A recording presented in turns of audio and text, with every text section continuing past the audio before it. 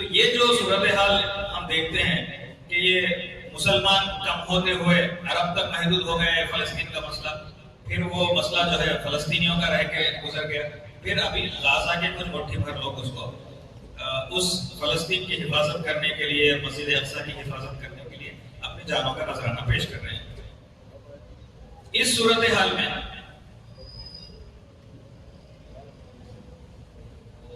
Fan के उसमें सब डिस्टर्ब हो रहा है, जरूरी नहीं।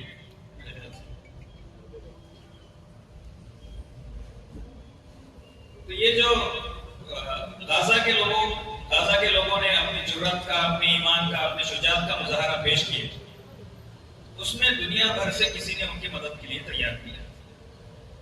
53-54 जितने मुस्लिम ममालिक हैं उनमें से कोई भी इनको सपोर्ट करने के लिए आगे नहीं आया, सिवाय ईरान के। ईरान और उनके जो हिमायती लोग, जो यमन में बैठे हुए हौती लोग हैं या लेबनान में बैठे हुए हिजबुल्लाह के लोग हैं, वो लोग इनकी सपोर्ट में आए, जो गाजा की सपोर्ट में फलस्तीन की हिमायत करने के लिए ये हमारा ईमान का मसला है, इस हैसियत से उसको देखकर लोग सामने आए। लेकिन इस असना में हम देखते हैं कि दुनिया के मुख्तलिफ ममालिक में ये हुक्मरान जितने भी लोग हैं पूरी दुनिया भर में, ये लोग इजराइल के सपोर्ट में हैं। अक्सर और बेशतर जितने भी बड़े बड़े ममालिक हैं जो अपने आप को सुपर पावर कहते हैं या दुनिया भर में एक अच्छा उनका इंप्रेशन या उनका एक अच्छा दबाव है, इकोनॉमिकली हो या पॉलिटिकली हो या ज्योग्राफिकल एतबार से हो, ये लोग इजराइल की हिमायत में अपने आप को पेश करते हैं। वो ब्लैकमेल के नतीजे में भी हो सकता है, उनके मफाद के नतीजे में भी हो सकता है, उसके बहुत सारे रीजंस हो सकते हैं। लेकिन इस सिक्के का एक और पहलू भी हमको देखने की जरूरत है।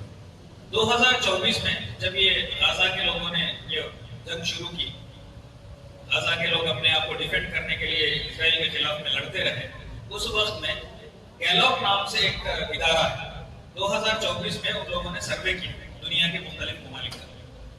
उसमें एक अल्जीरिया नाम की एक कंट्री है, दूसरी कुवैत, ये दो कंट्रीज का सैंपल देते हैं। उन लोगों ने कहा कि 55% ऑफ यूथ, दुनिया का 55% यूथ फलस्तीन के सपोर्ट में।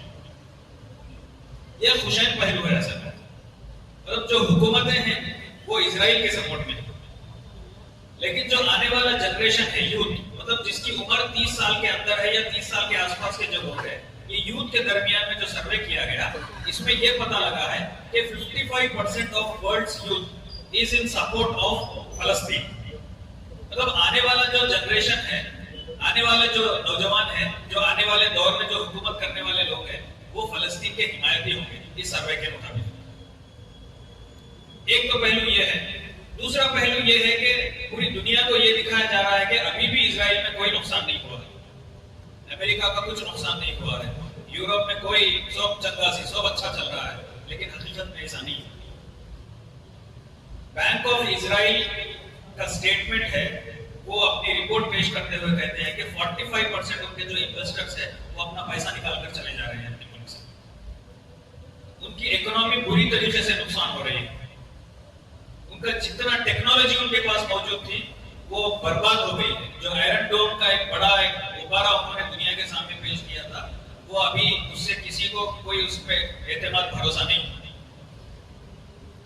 अभी दुनिया से जो मीडिया में जो चीजें छुपाने की कोशिश कर रहे हैं, अभी जो रिसेंटली 2-3 दिन पहले की जो रिपोर्ट मैंने देखी थी, उसमें 6000 से ज्यादा लोग शहीद हुए हैं। अभी जो ईरान के वॉर में, वेस्ट एशिया में जो वॉर चल रही है, उसमें 20-23 हजार से ज्यादा लोग इंजर्ड हुए। इसमें से अक्सर लोग ईरान के नहीं थे, ईरान के या हिजबुल्लाह के यही लोग हैं, लेबनान वगैरह के लोग, इराक के लोग हैं। तो इससे हमको क्या पता चलता है कि नुकसान हमारा हो रहा है, लेकिन हमारे जो ये ईरान के लोग हैं जो इजराइल के खिलाफ में जंग लड़ रहे हैं, ये अपनी हकीकत जो न्यूज है उसको पेश करने की कोशिश कर रहे हैं। लेकिन इजराइल की तरफ से, अमेरिका की तरफ से उनका क्या नुकसान हो रहा है, कोई चीज मीडिया में आने नहीं दे रही। उसके बावजूद भी कुछ चीजें सोशल मीडिया के दौर की वजह से लीक हो जाती है, उसके जरिए से हमको चीजें मालूम पड़ रही है। उनका बहुत ज्यादा नुकसान हुआ है, इतना तो हम समझ सकते हैं।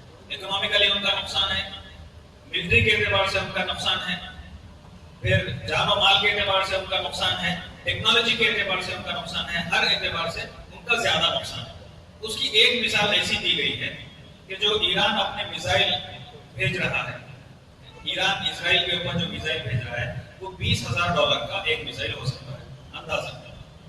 उसको रोकने के लिए जो अमेरिका और इसराइल जो अपना डिफेंस मैकेनिज्म यूज कर रहे हैं, एक मिसाइल को रोकने के लिए $1 बिलियन पैसा खर्च कर रहे हैं, कम से कम $1 बिलियन।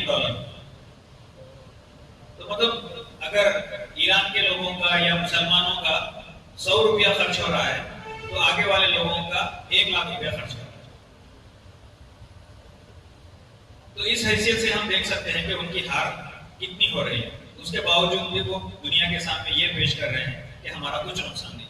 तो ये इनका बैकग्राउंड है, ये इनकी हकीकत। दूसरी चीज हमको आइडियोलॉजिकल एंगल से ये समझने की जरूरत है कि ये जो ईरान जंग लड़ रहा है, इसकी वजह क्या है। इसकी वजह जब ढूंढने की कोशिश की गई, तो ये ईरान के जो अभी जितने भी बड़े बड़े लीडर्स मीडिया में आ रहे हैं या हम उनको देख रहे हैं, पहले कभी हमने उनको देखा नहीं था, कभी हमने उनको सुना नहीं था। उनके एक पार्लियामेंट के स्पीकर है, मोहम्मद बारेख का नाम है, जो अभी मौजूदा वहां के स्पीकर है। वो कहते हैं कि ईरान इजराइल के खिलाफ क्यों जंग लड़ रहा है, इसको समझने के लिए 3 रिपोर्ट्स उन्होंने दिए। 2 यूएन के रिपोर्ट्स है, एक इंटरनेशनल कोर्ट ऑफ जस्टिस में साउथ अफ्रीका ने जो केस किया था इजराइल के खिलाफ में, उसकी एक रिपोर्ट है। ये 3 रिपोर्ट्स अगर हम पढ़ लेंगे, इसको समझ लेंगे, तो हमको पता चल जाएगा कि ये इजराइल के खिलाफ ईरान क्यों जंग लड़ रहा है। और वो 3 रिपोर्ट्स को मोटे मोटे अंदाज से निकाल कर देखने की कोशिश की गई। उसमें यही चीज बताई गई है कि ये जो इजराइल और इनके पीछे जितने भी हिमायती लोग हैं, इन लोगों ने किस तरीके से मासूम बच्चों का कत्ल किया, गाजा में हो या अभी ईरान में हो, और किस तरीके से जर्नलिस्टों का कत्ल कर रहे हैं। कल की बात है, कल 2 जर्नलिस्ट हिजबुल्लाह लेबनान में शहीद हो गए। 2 लोग भी वहां के जर्नलिस्ट थे। जर्नलिस्टों को वार के दरमियान में कत्ल करना इंटरनेशनल लॉ के खिलाफ में। जो इंटरनेशनल लॉ बनाया गया है, उस लॉ को तोड़ने वाले वही लोग हैं और बनाने वाले भी वही लोग थे। वही लोग रूल्स को बनाते हैं और वही लोग तोड़ते हैं। अभी इस जंग में जो पूरा लिस्ट निकाल कर दिखाया गया है, जो स्कूल्स को, हॉस्पिटल्स को, जो जंग के दरमियान में इन पर हमला करना गलत है इंटरनेशनल लॉ के हिसाब से। वैसे इजराइल ने 600 से ज्यादा, इजराइल और अमेरिका मिलकर ईरान में, लेबनान में और दूसरे मुकामात पर 600 से ज्यादा स्कूल्स और हॉस्पिटल्स पर इन्होंने अटैक किया, जहां पर कोई मिलिट्री का आदमी नहीं होता है, जहां पर कोई मिलिट्री बेस नहीं होता है।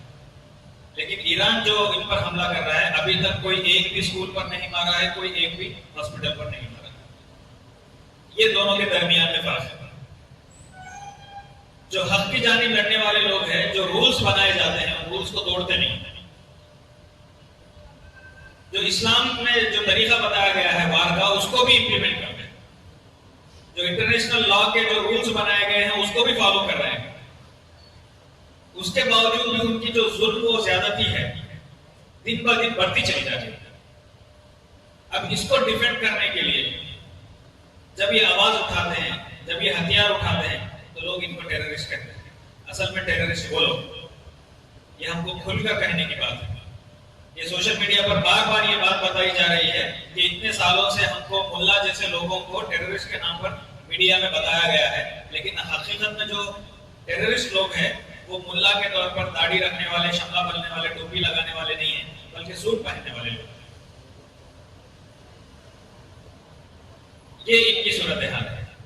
अभी आइडियोलॉजिकल एंगल से जिन चीजों को पेश करने की बात कही गई है, जब ईरान पर जब हमला हुआ, तो इन लोगों ने जब प्रोटेस्ट करना शुरू किया, उसमें इजराइल का एक खुदा जिसको वो पूजा करते हैं, बाल देवता जिसे कहते हैं वो लोग, यहूदी भी असल में अल्लाह के मतलब एक हमारी कुरान के हिसाब से वो भी अहले किताब लोग हैं, वो एक अल्लाह की इबादत करने वाले लोग हैं। लेकिन हकीकत में वो लोग भी अपना रास्ता छोड़कर गलत रास्ता अख्तियार किए हैं, इसीलिए उनके दरमियान में भी फूट है। जो इजरायली लोग हैं, वो लोग भी कहते हैं, जैसे आज हिंदुस्तान में हमारे हिंदू भाई हैं, वो लोग भी कहते हैं कि हिंदुत्व अलग है, हिंदुइज्म अलग है। जो हिंदुत्व पर चलने वाले लोग हैं, वो उनसे हमारा कोई ताल्लुक नहीं। उसी तरीके से जूइश लोग भी यही कहते हैं कि जो ज़ायनिस्ट लोग हैं, उनका जूइश से कोई लेना देना नहीं। ये एक खुदा की इबादत नहीं करते हैं, ये भी मूर्तियों की पूजा करते हैं। जो बाल उनका एक खुदा की हैसियत में वो उसको पेश करते हैं, उसको बच्चों की कुर्बानी देते हैं।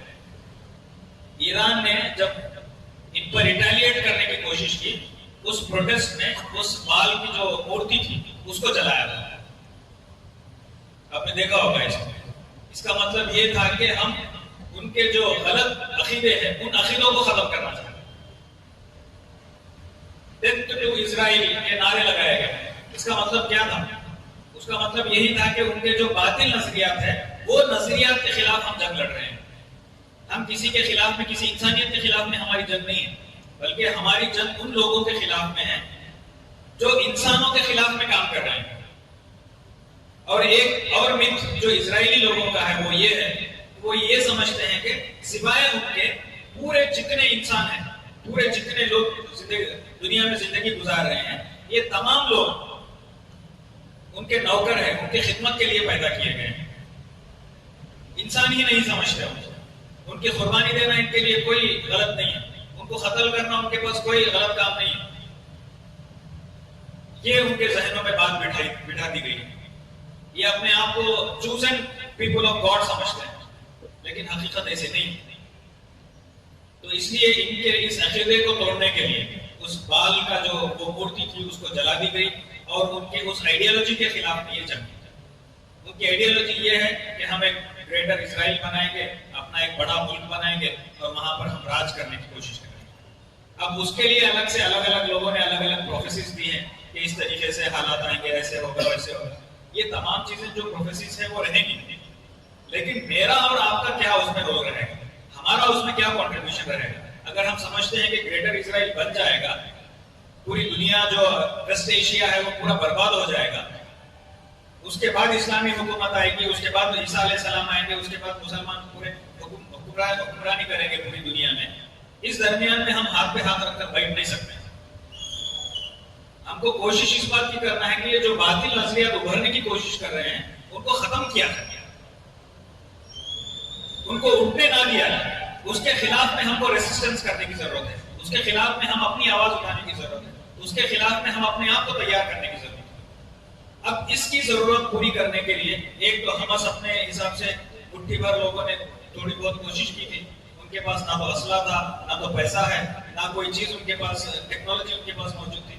उसके बावजूद भी ईमान की जो उनके अंदर हरारत थी, उस हैसियत से उन लोगों ने जो डिफेंड करने की कोशिश की है, उस पूरी जंग को अभी भी वहां पर नुकसान हो रहा है। इल्ला माशाल्लाह हमस के कुछ मिलिट्री के लोगों को इन्होंने कत्ल किया, उनको शहीद किया, लेकिन आम सिविलियंस को, बच्चों को, खवातीन को, बूढ़ों को, 70,000 से ज्यादा लोगों को इन्होंने फलस्तीन में शहीद किया। ये इसको जंग नहीं कहते। जंग उस चीज का नाम है, उधर से भी आप वार करेंगे तो इधर से भी लोग वार करेंगे। आम लोगों को खत्म करना ये जंग नहीं है, ये जेनोसाइड कहा जाता है इसका। ये कत्ले आम है।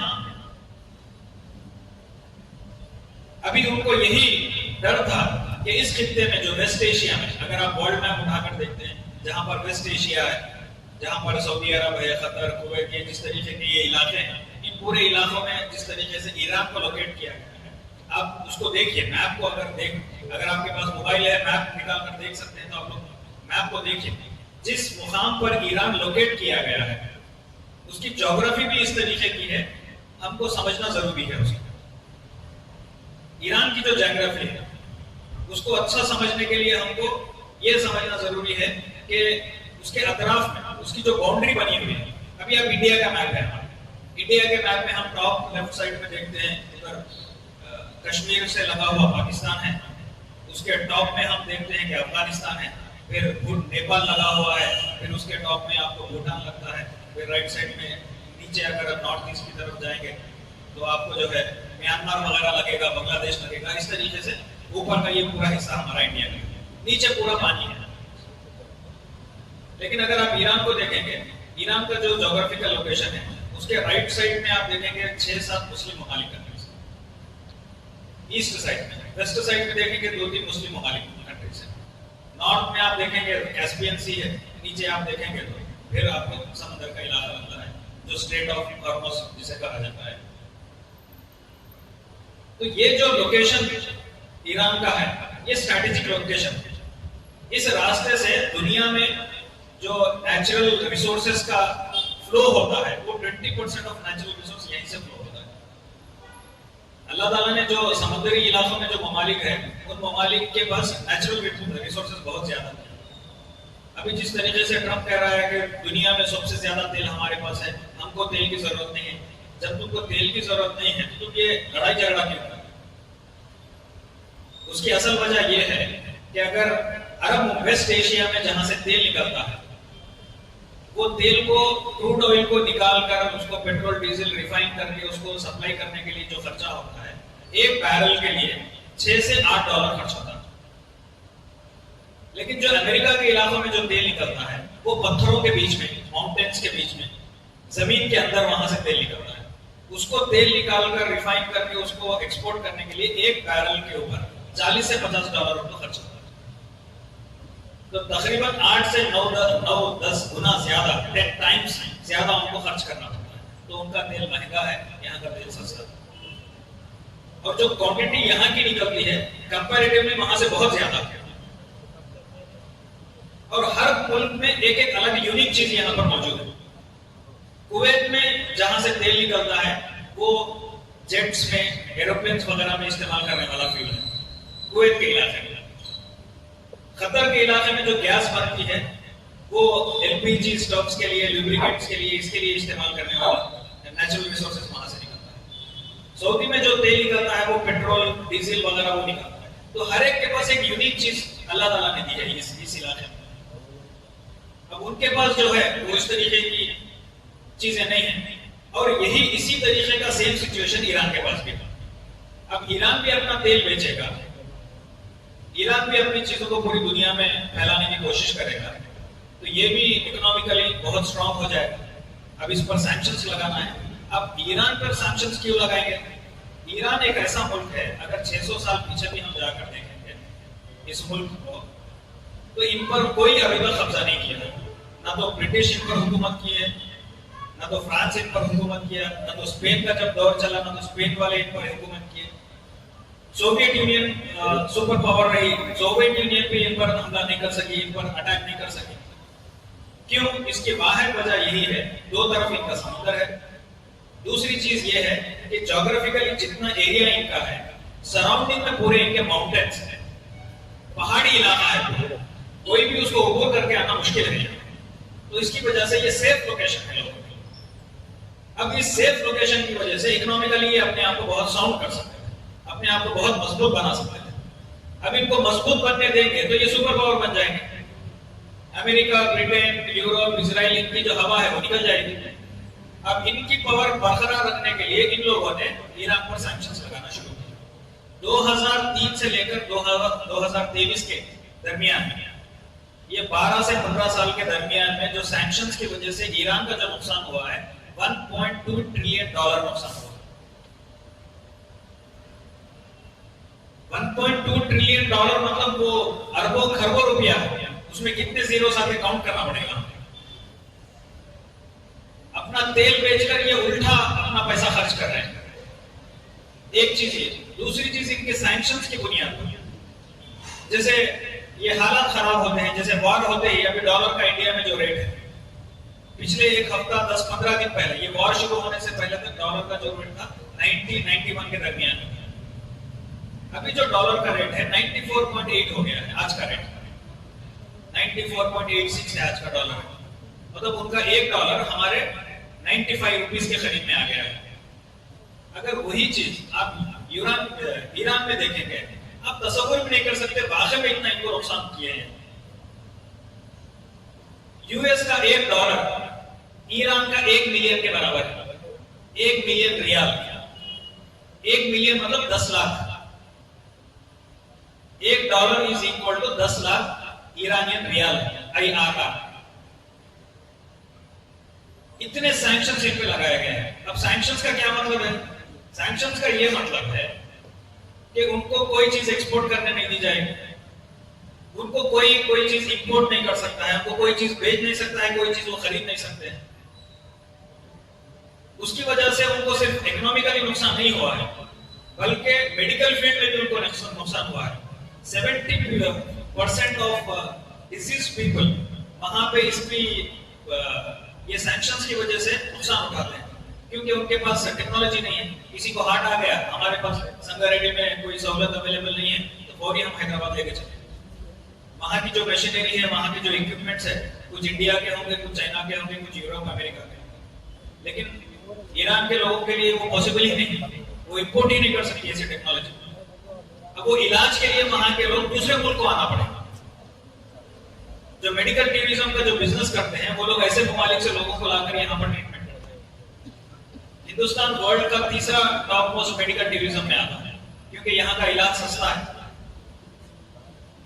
तो वहां पर ये भी फैसिलिटी उनको नहीं है। कितनी जुल्म ज्यादती इनके ऊपर की गई है, और ये सैंक्शंस 1-2 दिन के नहीं है। अभी आप थोड़े टाइम के लिए तसव्वुर करिए, कोविड का दौर कैसा था हमारे लिए। हर चीज के लिए मुश्किल, हर चीज के लिए परेशानी। जो आम दिनों में हम जो आरामी से जिंदगी गुजार रहे थे, वो पॉसिबल नहीं था। उससे भी बुरा सिचुएशन 45 ईयर से ईरान में था सैंक्शंस की वजह से। 45 सालों से, 4 डेकेड से ज्यादा हो गए। क्या इन लोगों ने हार मान ली? नहीं। इनके जो लीडर्स थे, इनके जो हुक्मरान थे, वो जस्ट लोग थे, अच्छे लोग थे। हो सकता है कि उनसे भी कोई गलतियां हुई होगी, उनकी गलतियों का हिसाब वो अल्लाह को देंगे, हम उनका हिसाब लेने वाले नहीं। अगर हम भी कोई गलती करते हैं, हमसे भी कोई खामी होती है, इसका मतलब ये नहीं है कि हमारी पूरी अच्छाइयों को 0 से मल्टीप्लाई किया जाए। अल्लाह ताला तो हमारे साथ इनजस्टिस नहीं करेंगे।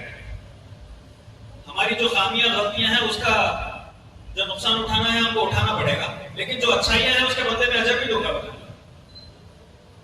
अभी जो खामेनी साहब, अली खामेनी, जिसको शहीद किया गया जंग के शुरुआत में, पिछले 40 सालों से ये उनके सुप्रीम लीडर थे, ये उनके जिम्मेदार थे, ये उनके मुर्शद थे, ये उनके अमीर थे। वो अपने लोगों को किस तरीके से तैयार किए हैं, इसके बहुत स्टैटिस्टिकल डाटा है। वो तमाम चीजें मैं बोलूंगा तो नंबर्स याद भी नहीं रहेंगे। आप सोशल मीडिया पे उठाकर देखेंगे तो बहुत सारी चीजें मिलेंगी। दुनिया के सबसे ज्यादा साइंटिस्ट, वुमेन साइंटिस्ट कहां हैं? तो वो ईरान में है।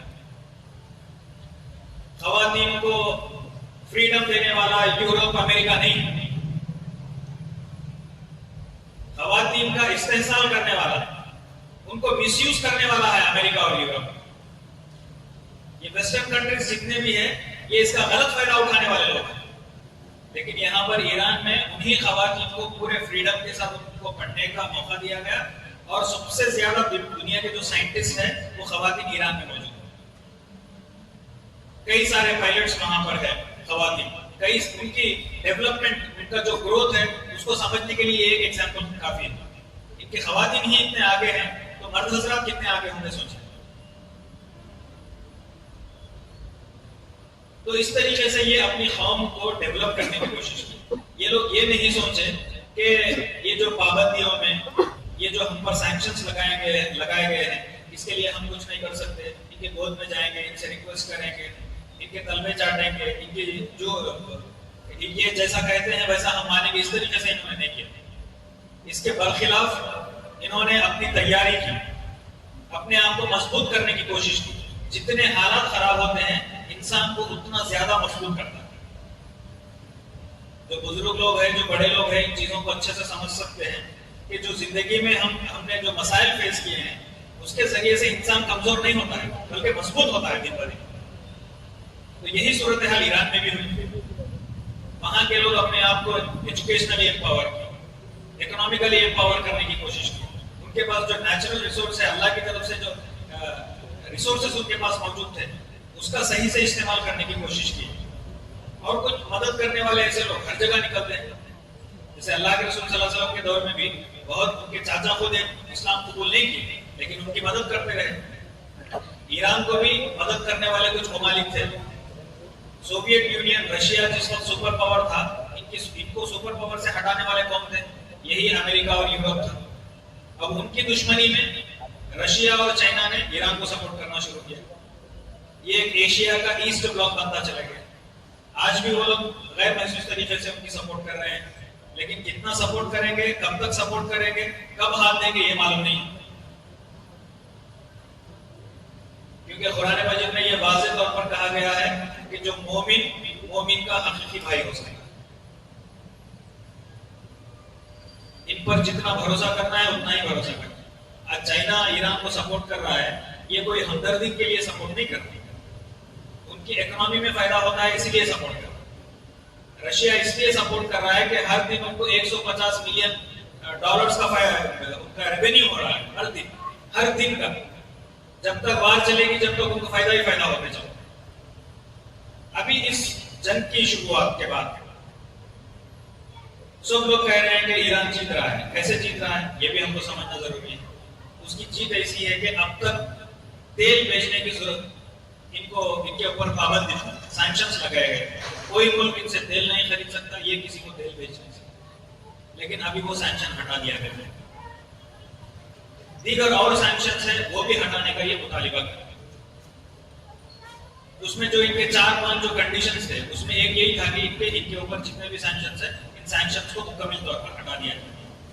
दूसरा इनका डिमांड ये है कि जो हमको स्ट्रेट ऑफ हॉर्मुज़ से जो कश्तियां जाती है यहाँ से, तो इस पर हम टोल लगाएंगे, टैक्स लगाएंगे। अब हमको भी डाउट आएगा कि टोल क्यों लगाएंगे, टैक्स क्यों लगाएंगे। एक बैरल पर सिर्फ वो $1 लेने की बात कर रहे हैं। एक कश्ती में 2 बिलियन बैरल्स जाते हैं, तो एक बैरल पर $1। अभी जंग शुरू होने से पहले एक बैरल की कीमत $50-60 थी, अभी 110 के आसपास में गई है, ऑलमोस्ट डबल हो गया है। जब रेट आप डबल होने के बावजूद भी खरीदने की कैपेसिटी दुनिया के पास है, तो $1 टोल टैक्स पे करने की उनके पास कैपेसिटी नहीं है एक बैरल के ऊपर। इतने साल से इनको जुल्म के तौर पर इनको वसूल करने नहीं दिया गया। अभी जब ये वो पोजीशन पे आए हैं कि हम यहाँ से टोल हासिल करेंगे, तो इसको भी कोई इजाजत नहीं दी जा रही। क्यों? क्योंकि ये इकोनॉमिकली मजबूत हो जाएंगे। एक बड़ा जहाज जाएगा तो उनको $2 बिलियन पैसा मिलेगा, और इस तरीके से ये इकोनॉमिकली एम्पावर हो सकते हैं। धीरे धीरे ये पूरे सैंक्शन से खत्म हो सकते हैं। तो तीसरा इनका डिमांड था कि जो ये जंग हो रही है, हमको सीज फायर नहीं चाहिए, बल्कि कंप्लीट ये जंग को खत्म करना। जंग को खत्म करने का मतलब ग्रेटर इजराइल का जो उनका ख्वाब है उसको खत्म करना है। और जब हमास के साथ इन्होंने जब जंग शुरू की थी 2023 में, वहीं पर इनका जो ये ख्वाब था वो चूर हो गया। उनका आयरन डोम खत्म हो गया था, उनकी टेक्नोलॉजी खत्म हो गई थी, उनकी इकोनॉमी कोलैप्स हो रही थी। लेकिन चूंकि अमेरिका और यूरोप का उनको बैकअप सपोर्ट रहा, जो टैक्स पेयर्स का पैसा है उसके जरिए से वो फायदा उठा रहे थे, उसके नतीजे में ये लोग अपने आप को फिर से मजबूत करने की कोशिश कर रहे थे। लेकिन हकीकत में वो हारे हुए लोग हार गए हैं। हकीकत में वो हार गए हैं। अभी उनकी आर्मी के लोग भी कह रहे हैं कि हम अंदर से कोलैप्स हो रहे हैं। एक तरफ हमको जंग है हिजबुल्लाह से लेबनान में, दूसरी तरफ हम पर वार कर रहा है ईरान, तीसरी तरफ अभी यमन में हौतीस ने इन पर हमला करना शुरू किया है एक दिन पहले। अभी हौतीस इनके ऊपर जंग करना शुरू करेंगे, तो ये क्या होगा? जिस तरीके से स्ट्रेट ऑफ हॉर्मुज़ बंद करने की कोशिश की गई या यहाँ पर पाबंदियां लगाने की कोशिश की गई, जहां पर यमन बैठा हुआ है वहां पर भी बाब अल मंदिब एक मुकाम है, वो भी एक पैसेज है। यहाँ से 20% ऑफ एनर्जी ट्रैवल करती है स्ट्रेट ऑफ हॉर्मुज़ से, और उस रास्ते से दुनिया का 12% एनर्जी वहां से जाती है। तेल, जितने भी अशिया, इस तरीके की चीजें हैं जो कश्ती में जाने वाले ट्रांसपोर्ट के जरिए से वो वहां से जाता है। तो ये 20% का थोड़ा बहुत रुकाने के नतीजे में दुनिया में इम्बैलेंस क्रिएट होना शुरू हो गया। अगर वहां का 12% भी रोक दिया जाएगा तो ये लोग प्रेडिक्ट हैं। अब ये जंग हम समझ रहे थे कि ये 2 दिन का टाइम लिया है, 5 दिन का टाइम लिया है, 10 दिन का टाइम लिया है, जंग को खत्म करने की कोशिश करेगा, लेकिन जंग धीरे धीरे आगे बढ़ रही है और लोग इसमें ऐड हो रहे हैं। अब इसमें जो जीसीसी कंट्रीज का मामला है, जैसे मैंने आपके सामने कुवैत, कतर और ये सऊदी का मामला रखा है, वैसे यूएई का भी मामला। यूएई में सबसे ज्यादा जो इन्वेस्टमेंट का पैसा है वो अमेरिका का। अब हम समझ रहे हैं कि ईरान क्यों यूएई पर मार रहा है, मुसलमान पर क्यों मार रहा है? मुसलमान पर नहीं मार रहे, वो बार बार ये इसको वाजे कर रहे हैं कि हमारा यूएई से, मुस्लिम ममालिक से कोई दुश्मनी नहीं, हम सिर्फ उन मुकामात पर मार रहे हैं जहां पर यूएस की इकोनॉमी का इंटरेस्ट है।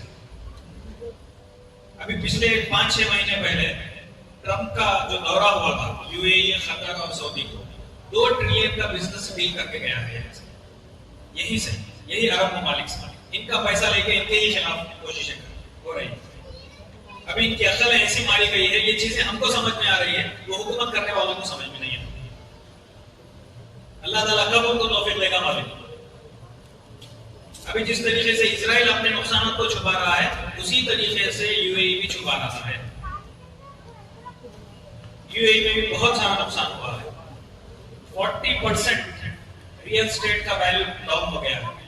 अभी 3-4 दिन पहले दुबई में एक दोस्त बिजनेस करते हैं, उन्होंने कहा कि अभी डिस्ट्रेस सेल चल रहा है।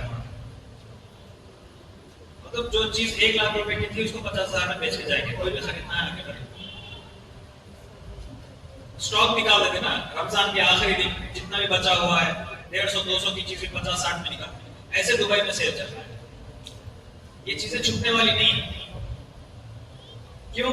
क्योंकि इन लोगों ने जिस तरीके से यहूदियों को, इजराइलियों को, अमेरिका के लोगों के पीछे चलते हुए अपना हक का जो रास्ता छोड़ दिया था, उसकी बदौलत आज अल्लाह ताला उन पर, उनको दुनिया में ही ये चीजें दिखा रहा है। अभी जो हालात बन रहे हैं, इन हालात में हिंदुस्तान पर क्या मसला हो सकता है? अभी हमने देखा है कि जिस तरीके से प्राइम मिनिस्टर का भी जो स्टेटमेंट आया है कि कोविड जैसा सिचुएशन होने वाला है, ये क्राइसिस कभी भी हो सकता है। इस क्राइसिस के लिए हम अपने आप को कैसे तैयार करें, कुछ चीजें हम अपने जहनों में रखने की जरूरत है। ये चीजें, ये वाज़ो नसीहत हमको बार बार की जाती है, लेकिन ऐसे हालात में ये चीजें और अच्छे से हमको समझ। अल्लाह के रसूल सल्लल्लाहु अलैहि वसल्लम का फरमान है कि फजूल खर्ची ना करना, फजूल खर्च करने वाला शैतान का भाई। आज हमको इन्हीं प्रिंसिपल्स पर अमल करने की जरूरत है। हमको कहीं ट्रैवल करना है तो हम 4 व्हीलर लेके चले जाते हैं, 2 व्हीलर लेकर चले जाते हैं, लेकिन वहां पर जाने के लिए हमको पब्लिक ट्रांसपोर्ट भी अवेलेबल है। तो कोशिश इस बात की करें कि कम से कम एनर्जी हमारी कंज्यूम हो। हम समझें कि हम ये बचाने से हमको क्या फायदा है, हमको नहीं किसी और को इसके जरिए से फायदा हो सकता। हम वो नियत से करेंगे तो अल्लाह ताला उसी तरीके से हमको बरकत देगा। अभी जो रिसर्च करके लोगों ने डेटा निकालने की कोशिश की है, हिंदुस्तान में जो तेल पड़ा हुआ है वो 70 से 75 दिन का बाकी है हमारे पास। अगर वो रास्ता खुल जाएगा फिर आएगा तो उसको फिर रिफिल किया जाएगा। अगर वो रास्ता वैसे ही बंद रहेगा तो ये जो हमारे पास रिजर्व होकर जो चीजें हैं वो धीरे धीरे खत्म होती चली। आप लोगों ने महसूस किया होगा, तो सिलेंडर आज बुक करते ही 2-3 दिन में आपके पास आ जाता था। अभी आने से 4 दिन पहले आपको पहले मैसेज आएगा, मैसेज आने के 4 दिन बाद आपको सिलेंडर मिलेगा। इसका मतलब इसका शॉर्टेज है, इसकी क्राइसिस होने वाली है। हम 4-4, 5-5 डिश बनाने के बजाय 1-2 डिश से इत्तेफाक कर सकते हैं। ये हमारे हाथ में है। ये छोटी छोटी चीजें अगर हम कोशिश करेंगे, हम ये तब्दीली हमारे घरों में लाएंगे, हमारे महलों में, इसका बड़ा इम्पैक्ट पूरे समाज में हो सकता है। हम अपने लोगों को इसमें समझा सकते हैं। ये यहाँ पर कोई मजहब की बात, कोई रिलीजन की बात, कोई इस तरीके की चीजें नहीं है। जो क्राइसिस होने वाला है उस क्राइसिस को मैनेज करने की जरूरत है। इसका उसवा यूसुफ अलैहिस्सलाम की जिंदगी से हमको मिलता है। यूसुफ अलैहिस्सलाम कहत के हाल में कैसे जिंदगी गुजारना है, वो उसका पूरा सोल्यूशन कुरान मजीद में हमको पता है। अच्छे दिनों में जो चीजें थी उसको प्रोटेक्ट करना है और कहत के टाइम में उसको रीयूज करना है, उसको फिर उसको उस वक्त में इस्तेमाल करना है। तो ये जो सोल्यूशन है इस पर हमको गौर फिक्र करने की जरूरत है। इन चीजों पर हमको अच्छे से गौर करने की जरूरत है ताकि हम इन मसाइल से बाहर आ सकें। अभी आखिर में ये बात कि हिंदुस्तान का क्या रोल इस पूरे जग में है। अभी मीडिया में जिस तरीके से अपोजिशन भी इस पर आवाज उठा रहा है कि हमको मीडिएट करने के मौके थे, क्योंकि हमारा रिलेशन इजराइल से टेक्नोलॉजी को लेकर है और ईरान के साथ सिविलाइजेशनल कनेक्शन है। जो आयतुल्लाह खुमैनी उनके वालिद और दादा थे, उनका कनेक्शन हिंदुस्तान से है, लोगों ने कहा। तो वो जो सिविलाइजेशनल रिलेशन हिंदुस्तान से ईरान का है, उसके नतीजे में इंडिया का ताल्लुक दोनों से भी। तो इस नजरिए से इंडिया इसको अच्छा मीडिएट कर सकता है। लेकिन एक चाइना के प्रोफेसर है, उनका एनालिसिस ये है कि मीडिया में तो ये दिखाया जा रहा है कि पाकिस्तान इनको मीडिएट कर रहा है, लेकिन हकीकत में हलचल पूरी हिंदुस्तान से हो सकता है। जब न्यूज उठाकर देखने की कोशिश की इन 2-4 दिनों में, जब से ये मीडिएशन शुरू हुआ है, सबसे ज्यादा मुलाकात जयशंकर जो फॉरेन अफेयर्स मिनिस्टर है उनकी मुलाकात ईरान के अम्बासडर से हुई है। 2-3 बार प्राइम मिनिस्टर का कॉल वहां के प्रेसिडेंट से बात हुई। तो ये चीजें चल रही है। उम्मीद है कि हम एक अच्छे मोड़ पर आ सकते हैं और ये जो बेसिस इनके जो गल्फ में बने हुए हैं ये ऑलमोस्ट खत्म हो गए, लेकिन इसको कौन रिप्लेस करेगा?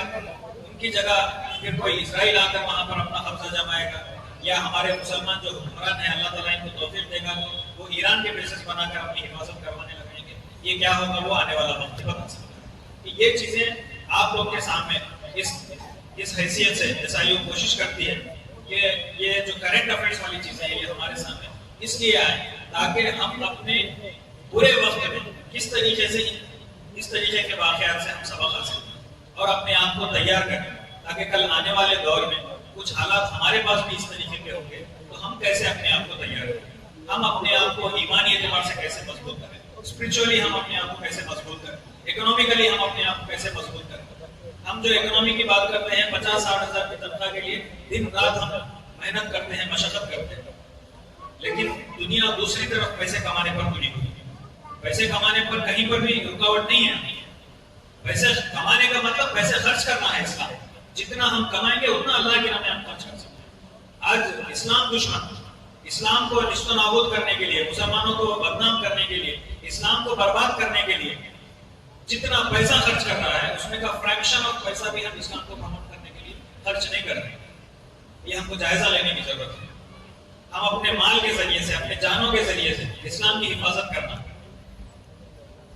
जब तक शहादत का ये जज्बा हमारे अंदर पैदा नहीं होगा तो हम भी बड़ा इनकलाब नहीं ला सकते। हमको वो हालात अभी यहाँ पर नहीं है, लेकिन उन हालात के लिए हम अपने आप को तैयार कर मजबूत रखना है। पिछले अभी जो मिलिट्री कमांडर्स के उनके जो स्टेटमेंट्स आ रहे हैं वो यही कह रहे हैं पिछले 40 साल से 20 साल से हम इन्हीं चीजों के लिए तैयार हो रहे हैं। 20-20 साल से वो अपने आप को तैयार करके बैठे हुए हैं ताकि जब ऐसे हालात आएंगे हम अपने आप को पेश करेंगे। आज हम समझ रहे हैं कि हम सब अच्छे हैं, हमारे साथ कोई इस तरीके का मामूल नहीं हो सकता। हमको उसके लिए अपने आप को तैयार होने की जरूरत है। हम अपने आप को ईमानी हैसियत से, इकोनॉमिकल हैसियत से, पॉलिटिकल हैसियत से, हर एतबार से हम अपने आप को तैयार करने की जरूरत है। उम्मीद है कि जो चीजें मैंने आपके सामने रखने की कोशिश की है उस पर मजीद आप लोग गौर करने की कोशिश करेंगे। जो हर बात मैंने आपके सामने रखी है वो हमारे जहनों में रहे और जो चीजें कोई गलत बात निकली है वो अल्लाह ताला हमारे जहन से ओझल कर दे। अल्लाह ताला हम सबको सुनने से ज्यादा अमल करने की